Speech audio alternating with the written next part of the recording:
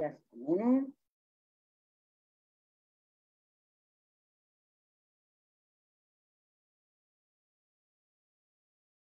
Okay, so I'm just checking about the live broadcast, if we are connected.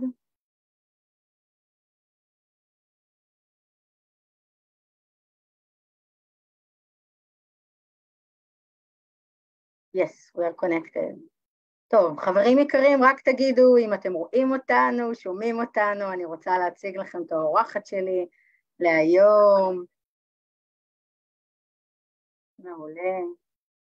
הנה מסמנים לנו טוב, אז אנחנו, ורוניק, we can start, so I'm going to speak 30 minutes in Hebrew, just to introduce you.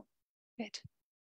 אז ערב טוב לכולם, לכל חברי הבית, לחולי טרשת נפוצה. ידוע לכולנו כי בעשור האחרון מצטברות יותר ויותר עדויות מוכחות ומחקריות המעידות על הקשר הישיר ועל החשיבות הגבוהה שיש לאורח חיים בריא אצל חולי טרשת נפוצה. החל מתזונה נכונה, התמודדות עם סטרס, פעילות גופנית, יוגה, מדיטציה ועוד. אז את חודש יולי הקרוב בחרנו להקדיש לנושא חשוב זה, לאורח חיים בריא וטרשת נפוצה, והבאנו באמת אחד עבורכם את מיטב המומחים שיעזרו לנו לקבל מידע בנושא, ואנשים שבאמת באמת באמת חוו את זה על בשרם. אז הערב אני באמת נרגשת, האורחת הראשונה שלנו היא ורוניק גוטיאייר. היא עכשיו בפורטוגל. Hello from Portugal, ורוניק. Hello, nice to talk to you. I understood a couple of words, yoga, Portugal, ורוניק. Yoga, Portugal, and Veronik, good. Yeah. And ורוניק היא מצרפת, ורוניק אובחנה בגיל 34, ב-MS, בזמן שלימדה באוניברסיטה, ובאמת הייתה על המסלול הכי מהיר לקריירה ענפה, גדולה, הצלחה, ואז נאלצה להפסיק את הכל, ובעצם גילתה את אורח החיים הבריא, גילתה את היוגה, הפכה למורה ליוגה, עשתה שינויים תזונתיים, עשתה שינויים בכל אורך החיים שלה, שינויים דרמטיים שנדבר עליהם, ונרחיב עליהם, במיוחד בשבילכם, בשביל קהילת הבית לחולי טרשת. So, good evening, ורוניק from Israel. What time is in Portugal? It is now 5 p.m., so 2 hours earlier. So, first, I would like to tell you thank you from us.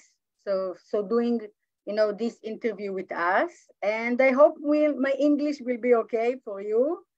But I'm going to take you, like around, I don't know, many years ago, when you are 34.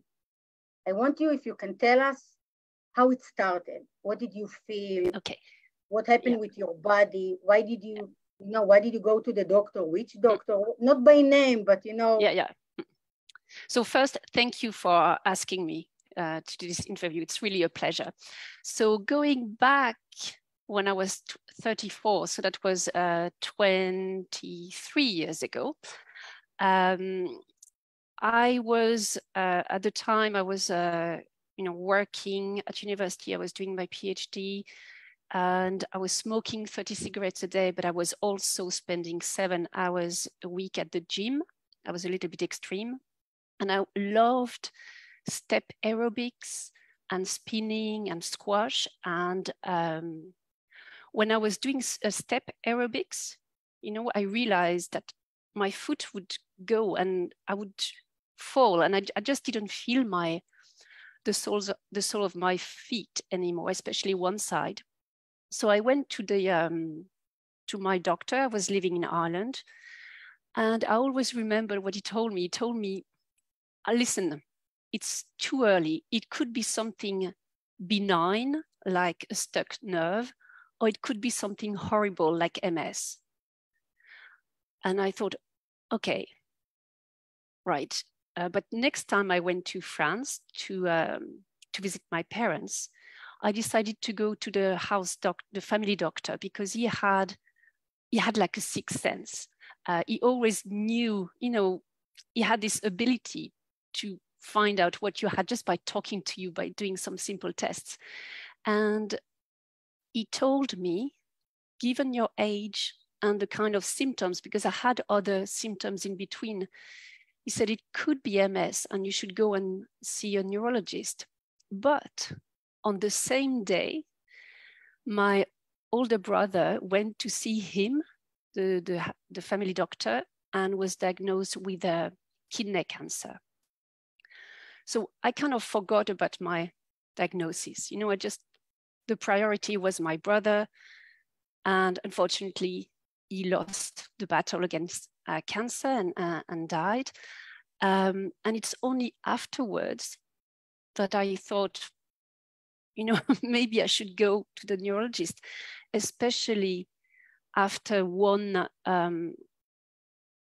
squash game. I was playing with my friend Virginie, playing squash, and when the ball was there, I couldn't see it. And I told her, I can't see the ball. And she thought I was just trying to find an excuse because I wasn't playing very well.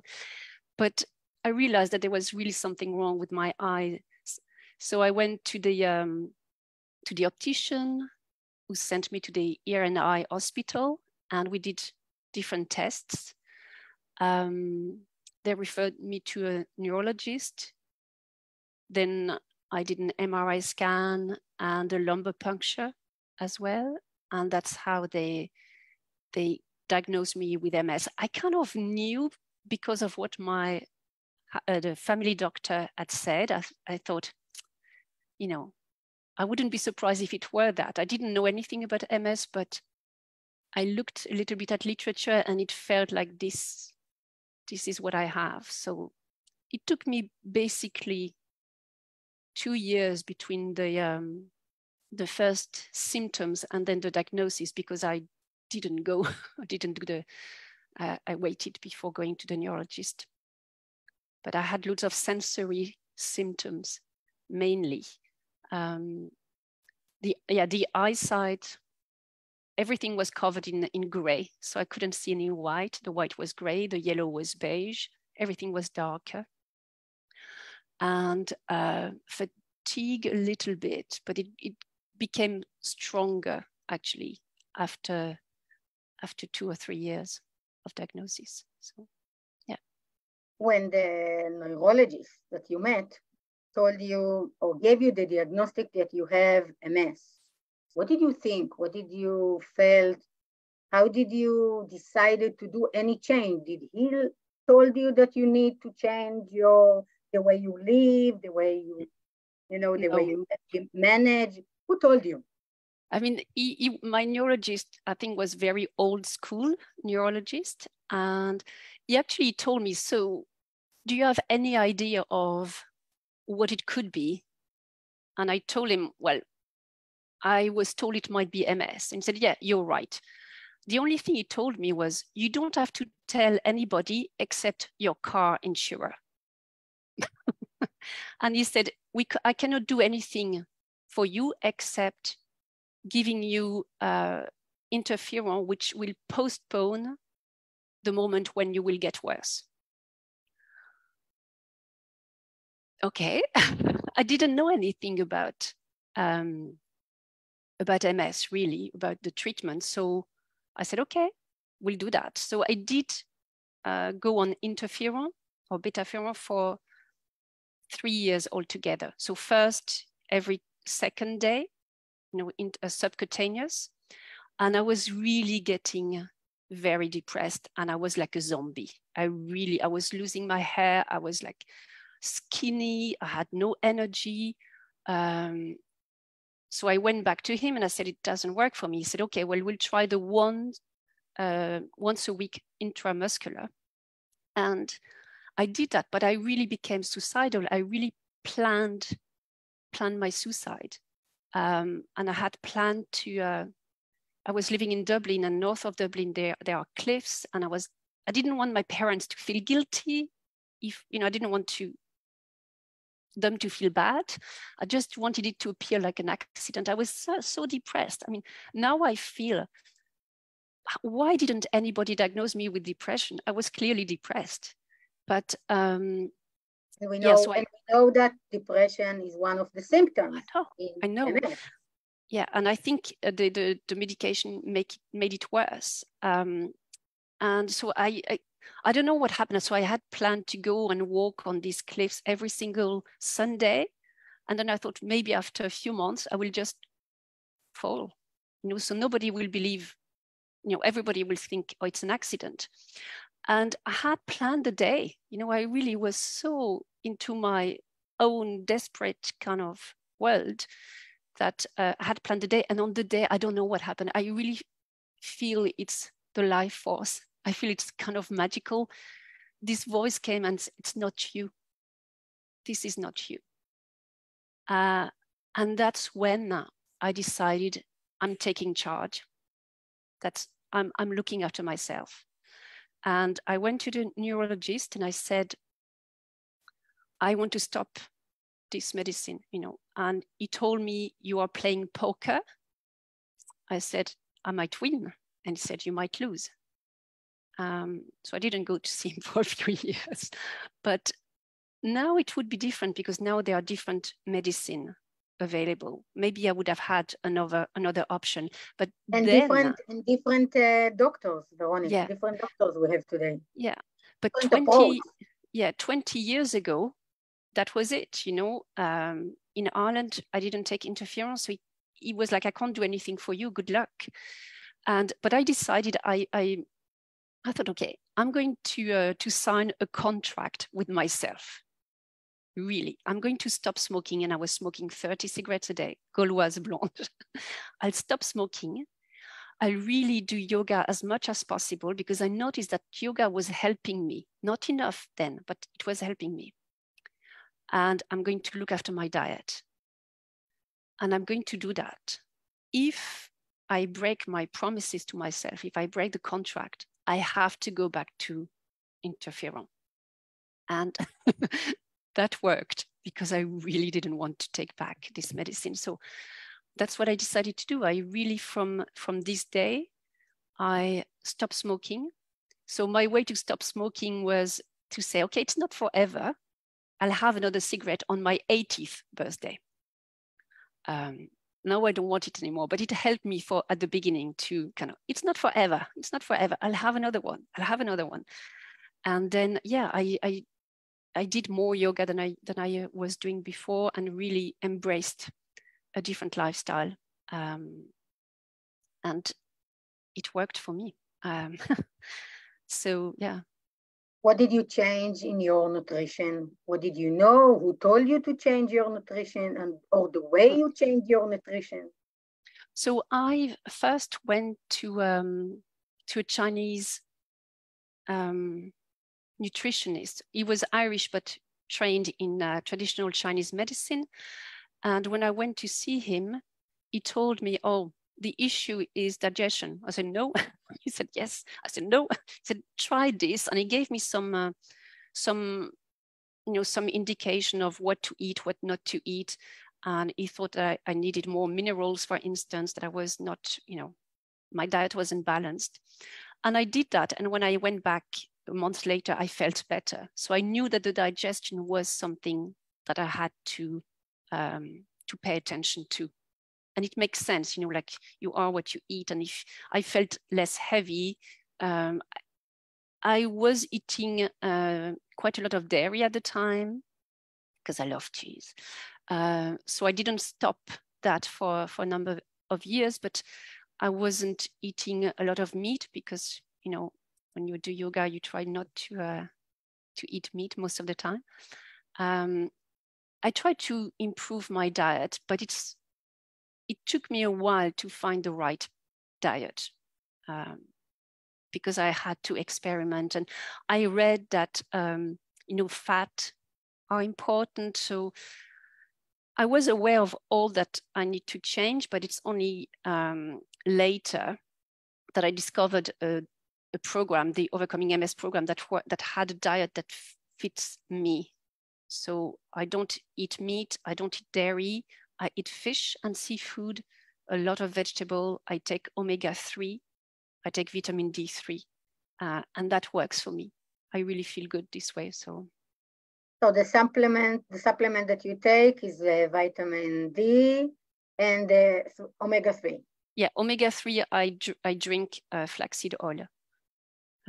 Yeah, and I really, if I don't eat fish for a while, I take vitamin B12 as well, but I think my diet suits my body, what I need, my activity level, my age, all these factors I think are important.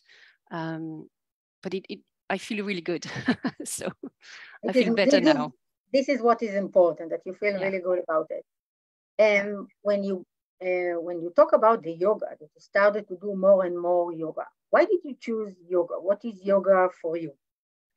Well, I tried yoga as an alternative to the gym, because when I was at the gym, it felt wrong. I just couldn't. And I loved spinning. And I was trying to do spinning while I was, tired, and it was too much. And at the time in Dublin, there were loads of yoga classes. And I thought, okay, I'm going to try it. Okay, I'm sure it's boring. I will try it. But I really thought I wouldn't like it. But I was ready to try. And I went to an Ashtanga class. So I don't know if you ever tried Ashtanga class. And I was like, oh my God, this is challenging. It's not really the kind of yoga that I thought at the time was. I was like, wow. And the teacher was cute as well, which helped. So I discovered a dynamic form of yoga, and I was doing as well Iyengar, and there were loads of classes, so I tried everything, and I discovered it really helps. I wasn't sure how and why, but I felt less stressed. It wasn't enough at the beginning when I was taking the interferon, because I really think that interferon didn't suit me at all. So but I think I would have been worse without yoga. When you are talking about interferon, just for the people that see it, you're talking about taking a medicine, right? Yeah. Medicine, any kind of medicine that they gave you, but medicine. Okay. So and I explored so many different types of yoga, and I also changed. My personality, obviously, I was very extreme when I was diagnosed. I really, smoking a lot, partying a lot, working a lot, doing everything to the extreme. So I hated the word balance. I really hated the word balance. But I think I had to, and now I love it, So I think yoga helped me to get in touch with a more balanced way of life, little by little. I learned I loved the breathing technique in Ashtanga, the ocean breath. It was like, oh, I love it. So I was breathing like this all the time. What is ocean breath? Can you let us know what is ocean breath? Yeah, so it's called Ujjayi breath as well in Sanskrit. And imagine that when you are whispering, so try to whisper like this. When you whisper, you kind of narrow the air passageway. Or you can also imagine that you've got a mirror and you fog the mirror, but do that closing your mouth. So it creates a sound in the back of the throat. It's like the ocean. That's why it's called the ocean sound. And it helps to slow your exhale. And when you slow your exhale, you relax. That's pure, simple breath work. You slow down your exhale and you relax. And I was doing that all the time, especially in Dublin when I was cold, in winter and it was rainy and wet. I would walk in the street doing my ocean breath, because when you relax, you don't feel the cold that much. Or when I have pain or, anything like that, I would use it. So you breathe in the technique from your mouth or from your nose in the technique? From the nose. From the nose. So this is how you let it down more and more and more until it becomes slow and slow and slow. Yeah, and there are different techniques. There are different techniques, but I love this one. That's the first one that I kind of nice to know, and thank you for teaching us. I wanted to to talk to you more about the stress management. Okay, before that you said that also stress management when we talk before the broadcast. Is it only the yoga, or you know that you took more steps for stress management, less stress in your life? Can you tell us about what did you bring to your life? I know the yoga is one of them, which is a huge step, but did you do anything else? I think it's the, you know, like it's the whole lifestyle. So at the time when I was diagnosed, I was teaching at university, but my neurologist said I should stop because when you are in the university context, you always get all these germs the whole year round. And he said it would really put a lot of stress on your immune system. And so I moved from academia, and I was working as an editor of a magazine to teach French. And I was working in an office, but then the company restructured and I had to work online, remotely, sorry. So already probably 15 years ago, I started to work remotely, which I didn't want to, but in a way it reduces the stress of public transport or commuting. You can manage your energy level in a better way. A major source of stress for me was that I was preparing my PhD, but I wanted to do it and I finished it. And when I finished it, I felt so much better. But the other changes to manage stress, they just happened, you know, with life. Like I live now in a beautiful, beautiful place in the south of Portugal, surrounded by beautiful nature. My husband is an organic farmer, so I've got organic vegetable and fruit. I've got a very, very relaxing lifestyle now. Not everybody can do that, and it didn't happen straight away, but all the steps that I took were to try and reduce stress, or, and I think that's as important, not to react to stress the same way. And that is with meditation and with breath work more lately. So, because stress will happen. Even in my perfect life here, there will be days when there's a big stress. But if you learn not to react to it too much, then it's better. And for me, breath work has made a huge, huge difference for that. Because with breath work, you can become more resilient. So you train to move from a fight and flight mode to a rest and digest mode. So you experiment with your breath to activate, to relax, so that when it happens in real life, your body is okay with it. You don't overreact, if you know what I mean. So you're talking about changing the state of mind from survival, when you have the fight or flight, okay, to wellness and different lifestyle, and managing your lifestyle and not letting, you know, everything manage you or stress manage you. And how did it affect your MS? Well, I'm very, very, very good now. I'm better and better. So it must have an impact.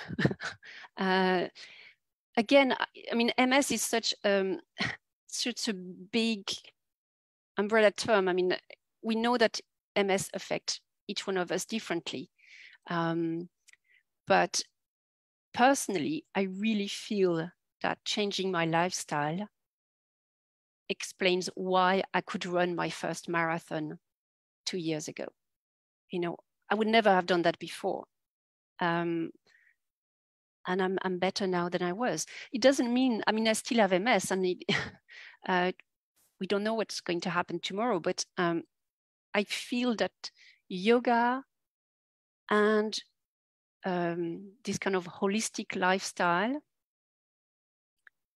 enables me to be the best that I can be, to have the best health. And that's why I do it. You know, I feel worse if I don't do it. So, Voronik, do you know now, after more than 20 years of living with MS, do you know now that MS, I don't know if it's the right word, but it's like some kind of a gift for you, you know, that you needed to change your lifestyle, like a waking call? How do you treat, you know, the disease today? And what did it do to you regarding the way you live now, you and your husband, the way you live today? How do how do you look at it now? Yeah. I mean, again, I don't want to hurt anybody by saying that for me, MS was a blessing in disguise. And I'm not saying that it's for everyone, but for me personally, given the lifestyle that I was leading, you know, like smoking and extreme, I probably would have had a heart attack in my 40s. You know, like I was just pushing my body. I was pushing so hard. I was ignoring. I was just so stupid, I think. So for me, I see MS as a blessing in disguise, or as a guide. You know, it really taught me how to live mindfully, to live a better life, how to pay attention to what really matters. You know, maybe if I think if I hadn't been diagnosed with MS, maybe I would have continued my career in academia. Maybe I would be professor, or maybe whatever. But at the end of the day, yeah, I'm happy now. I'm happy, and I pay attention, I think, to what matters. So you started your story with depression because also of the medicine and the way you were treated in the beginning. And now you're talking about being happy. Yeah. It's like a journey that any MS patients or any MS partner, or any MS female, man can do by themselves, to take this journey, to change their lifestyle, to do different things maybe that they didn't do before. And how can they start? Because a lot of people are very afraid of changing. Yeah. And change. How do they start it? That's I think everybody can change. It's easier if you've got a support network. You know, it's easier if you're not alone. And you know, like I teach yoga, and I do retreats, and last year I had a retreat in France with people with MS, and I was so amazed at this beautiful, they were mostly women. There was just one man, and he was the husband of one of the women. And that's why now I have as well a class that is yoga for incredible women, because they were incredible. And they were incredible because they just dared to try. And it's nothing to do with their physical abilities, or, you know, because there were some with really balance issues, others with cognitive issues, different type of symptoms, but they were happy to try, happy to explore, happy to have a laugh together. And, you know, that is wonderful when you can have this experience. Then it's easier to go home and then continue on your own. But otherwise, if you don't have this support around you, I think maybe just try to start with one little thing. And one of my favorite yoga teachers, when it comes to physical activity, because I think that really that is very, very important, to move, just to do something, to move your body. he told us, only think about taking your mat out of the cupboard and put it on the floor. Only think about that. That's all you need to remember. Once your yoga is on the mat, on the floor, well, you might as well use it. And then you will start. But don't try to think of big, big goals, because for most people, it doesn't work. So rather than thinking, oh, I'm going to do 1 hour of yoga 3 times a week, just think, tomorrow morning, I'm going to take my mat out. And if you do 5 minutes of even just, go on YouTube, you can check my channel, Taming the Walrus, and do a video, 5 or 10 minutes. And be happy you've done it. Only think of little, if you, once you know what your diet should be like, and if you think, for instance, dairy is not good, and I think that we should avoid dairy, then be happy if you cut down your dairy consumption. So start with little things, and then you'll notice the change. If you do 5 or 10 minutes of yoga 3 times a week, you will notice. You will notice, I'm sure. Or breathing exercise or meditation. Veronik, what do you know today about breathing, meditation, or yoga, the way it affects cognition, memory? You know that it's also a side effect, one of the side effects for people with MS. So what do you know today about the effects? Does it have any effect? Does it help with cognition and memory? Something that is I find it, breath work is fascinating because there's so much research in this area, especially since COVID. Neuroscientists are looking at the breath and discover loads of things all the time. And one thing that I find absolutely amazing is just paying attention to your breath without trying to change it. Just pay attention to your breath. You are actually strengthening the gray matter in your brain by just paying attention. And for me, it's like, wow. A technique as well, which is, there are loads of different techniques to improve cognition, to reduce brain fog, to reduce stress. One breathing technique that is used to sharpen your brain, to be focused yet relaxed. And it's a technique that is used by the SEAL officers. In the United States, the ones who have, they have to go on missions, and they have to be sharp and focused and relaxed. And one of the trainers actually get them to do these breathing techniques all the time, and it's called square or box breathing. And you can visualize drawing a box. You inhale, hold your breath, exhale, hold your breath. Inhale, hold, exhale, hold.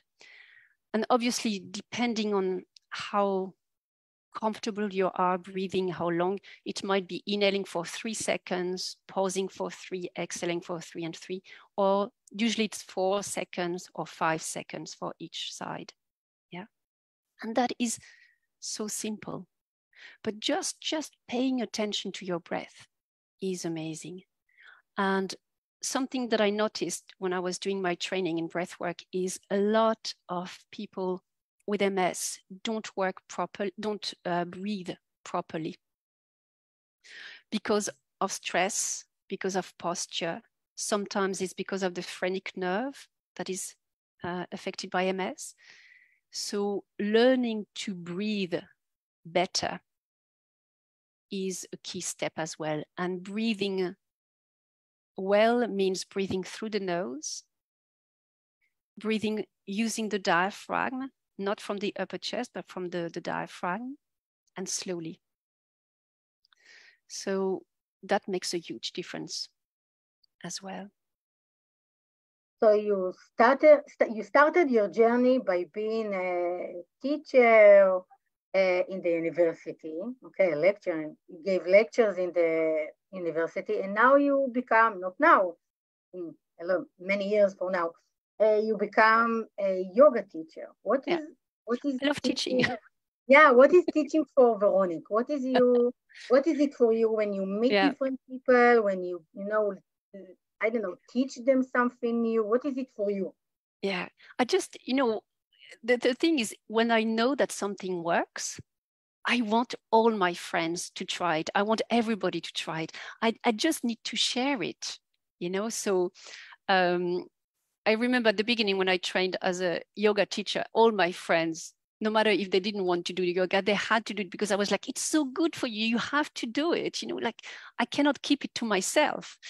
And that's why I decided I need to share the benefits of yoga for people living with MS or chronic health conditions, because there are so many similarities between all the chronic health conditions. And it just, I cannot stay and keep it to myself. It's so rewarding. It's so rewarding for me to see how people feel better. I've got students online because I teach mainly on Zoom now. And I heard in the last 2 weeks, 2 of them saying, oh, I had an MRI scan. I did the breathing. I did the breathing and I could relax, because now it's part of their life. And I was so, so happy to hear that, because for me, being a teacher is sharing what works, but also enabling the person to use this for themselves. I don't want people to be dependent on me for years. They should learn, explore, and then they can use it in their life, because yoga on the mat is one thing, but the key is to use yoga in your life.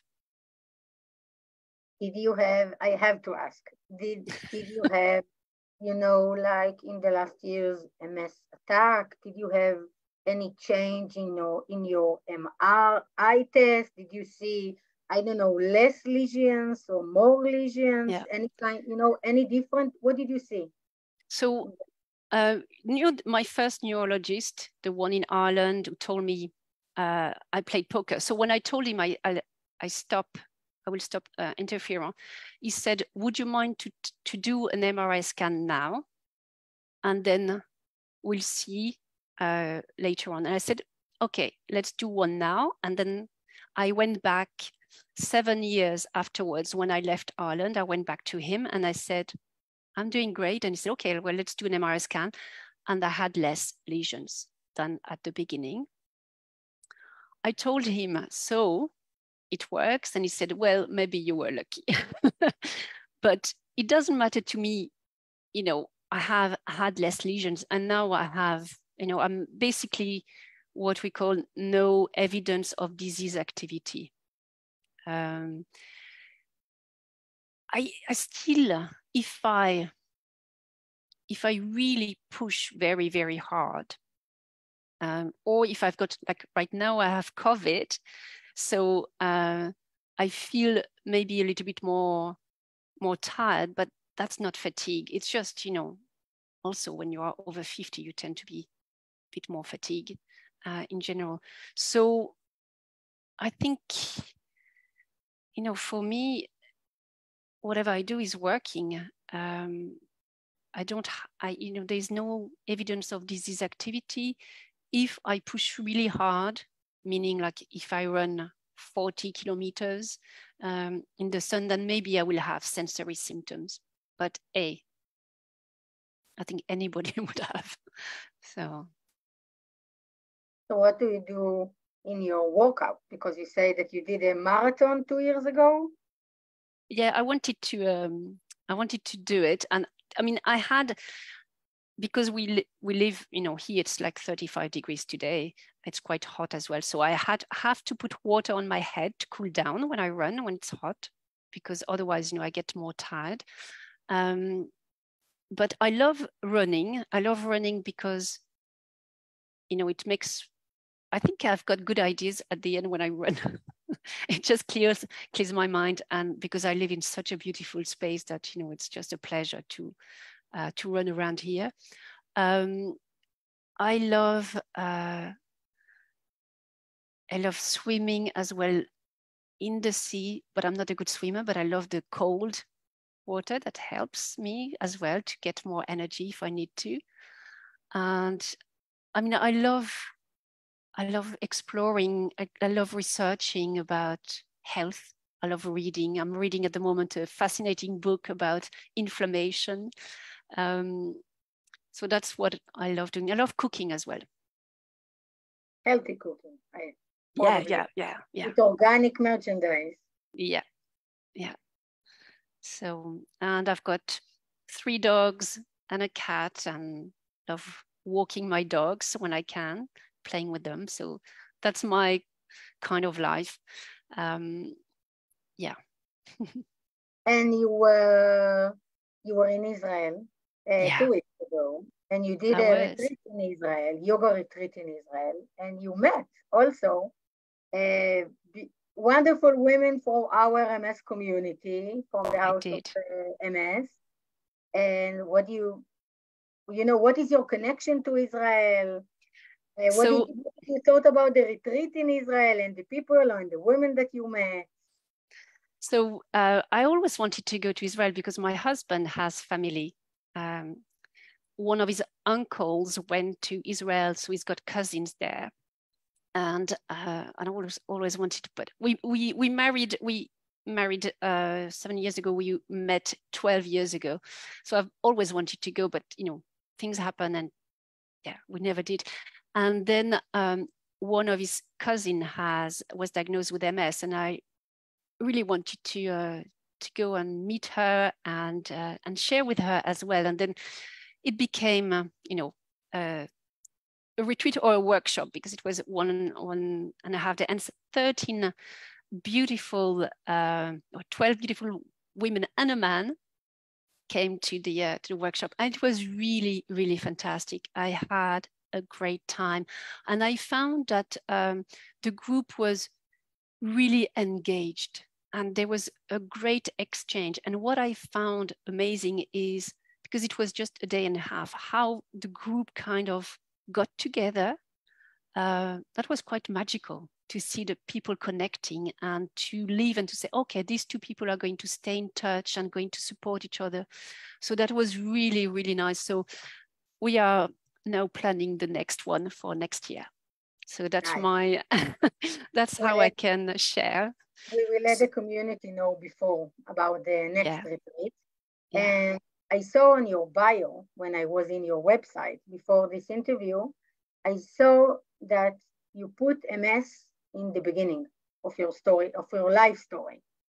And I'm thinking about the way it started, that this neurologist told you to cover it and, not to let any people, less and less people to know about your disease and about your MS.